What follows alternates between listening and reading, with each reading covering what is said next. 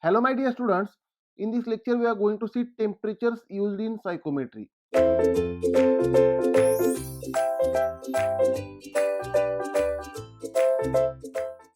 Now, while looking at the temperatures, the first temperature is dry bulb temperature. The first temperature is dry bulb temperature. It is also represented as DBT, dry bulb temperature.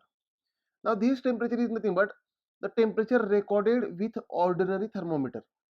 Let us say if I take one thermometer and if I record temperature with the help of this thermometer, then the temperature is called dry bulb temperature. It is called dry bulb temperature, right? If nothing is mentioned about the temperature, then it is always dry bulb temperature in the question, right? Let us say in question only they have mentioned that the temperature is, then always it is dry bulb temperature, right? Now, second temperature is wet bulb temperature. Wet bulb temperature. Now, it is also represented as or written as WBT, wet bulb temperature. Right. Now, wet bulb temperature is nothing but again this temperature is measured with the help of ordinary thermometer. But there is some procedure we have to follow before recording this wet bulb temperature. Right. Let us say we have unsaturated air. Let us say we have unsaturated air. Unsaturated air. Unsaturated air means the relative humidity of air is less than 100%. Relative humidity is less than 100%. And if I measure the temperature, then temperature will be dry bulb temperature. Then temperature will be dry bulb temperature. Temperature recorded with ordinary thermometer. Now, for this unsaturated air, let us say there is a wet surface. Let us say there is a wet surface, right? Wet surface. Now on this surface there are water molecules. On this surface there are water molecules like this, right? Now this unsaturated air is flown over or blown over this wet surface, and let us say this unsaturated air will come out as a saturated air. Saturated air, right? Whenever this unsaturated air is flowing over wet surface, this air will absorb water molecules. This air will absorb water molecules from the wet surface, right? There will be a absorption of water molecules from the surface into the air, and during absorption the relative humidity will go on increasing, and one condition will come like the air will become saturated air, right? And saturated air means the relative humidity is 100%, means maximum water molecules are present in the air at saturated condition, right? That is relative humidity is 100%. Now during this absorption there will be a evaporation. While water molecules are absorbed, the water molecules are converted from liquid form to the vapor form, right? Therefore there will be a evaporation and there will be a cooling effect. And whenever the relative humidity becomes 100%, that is whenever air becomes saturated, then record the temperature, then measure the temperature, and such a temperature is called wet bulb temperature, sorry. Such a temperature is called wet bulb temperature. And my dear students, whenever unsaturated air is flowing over wet surface, this unsaturated air will absorb water molecules from the surface, and during the process of absorption the water molecules gets evaporated, and whenever any small particle, let us say this is a water molecule, gets evaporated, then its volume will increase. This liquid will convert into vapor, and there will be a sudden expansion, and sudden expansion always gives cooling effect. Such type of refrigeration is called evaporative refrigeration. Such type of refrigeration is also called evaporative refrigeration. So we can say this dry bulb temperature will be more than this wet bulb temperature, right? Now for measuring wet bulb temperature, the relative humidity must be 100%, that is air must be saturated, right? So from this we can say this dry bulb temperature will be always more than or equal to wet bulb temperature. This dry bulb temperature will be always more than or equal to wet bulb temperature. Again I am repeating the procedure quickly. Whenever unsaturated air is blown over a wet surface, then air absorbs water molecule and comes out as a saturated air. During this process, water molecules from the wet surface evaporates and cooling effect is produced. And the process is called evaporative refrigeration.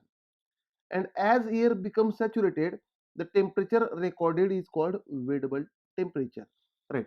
Now, my dear students, first condition is that if this relative humidity is less than 100%, relative humidity is less than 100%, means air is unsaturated, and whenever this unsaturated is flowing over wet surface, this unsaturated air will absorb more water molecules and there will be a cooling effect.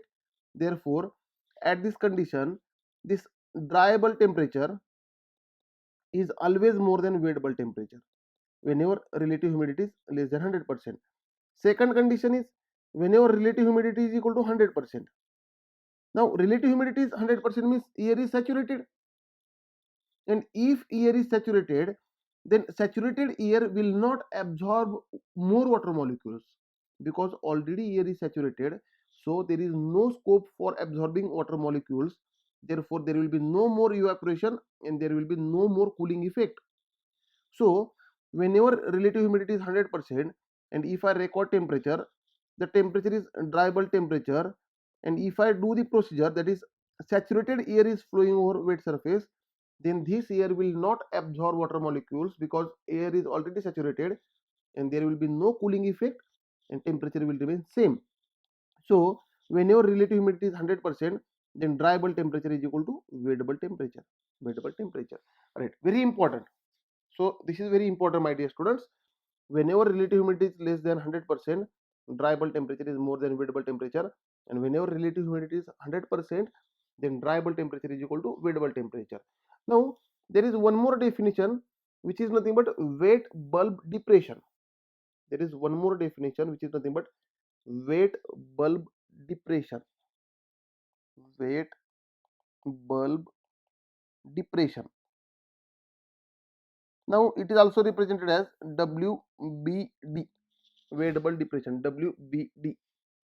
This wet bulb depression is nothing but difference between dry bulb temperature and wet bulb temperature. So this wet bulb depression is nothing but dry bulb temperature minus wet bulb temperature.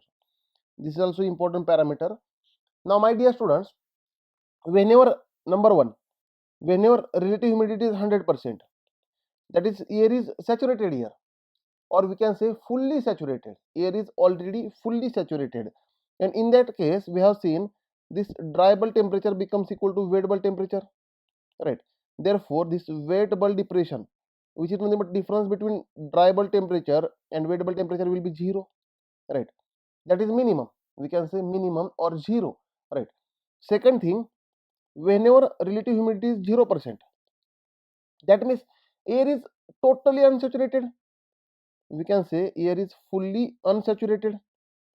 Fully unsaturated means there is no water molecule in the air, or there is no water vapor in the air, and whenever this dry air, we can say it is a dry air also. It is a dry air means there is no water molecule in the air, and whenever this dry air is flowing over the wet surface, there is maximum scope for absorption of water molecules, right? Therefore, there will be a maximum evaporation and there will be a maximum cooling effect, and during this process the wet bulb temperature will be minimum. Wet bulb temperature will be minimum. So dry bulb temperature minus wet bulb temperature, which is nothing but wet bulb temperature, is minimum. Therefore, this difference will be maximum. So whenever there is a dry air or phi is 0%, then we can say wet bulb depression will be maximum. Wet bulb depression will be maximum. The next temperature used in psychrometry is dew point temperature. Dew point temperature. It is also represented as dpt, dew point temperature. Now, it is nothing but dew point temperature is the temperature at which water vapor present in the air starts condensing. That is, we can say formation of dew starts.